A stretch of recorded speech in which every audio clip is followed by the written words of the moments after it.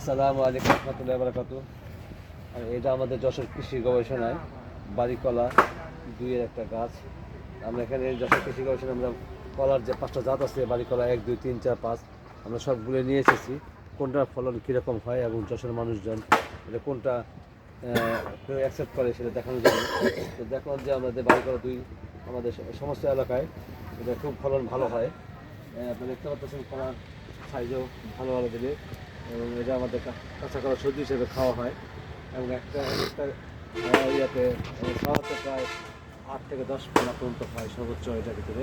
এবং মাসাল্লাহ বেশ ফলনও বেশ ভালো, বেশি উঠে গেছে। আর এটা সময়ও বেশি লাগে না, আমাদের মাত্র 10 মাসের মধ্যে আমাদের হারভেস্ট হয়ে যায়। গাছগুলো 10 থেকে 11 মাসের বেশি লাগে না, এই একটা সুবিধা পাওয়া যায়।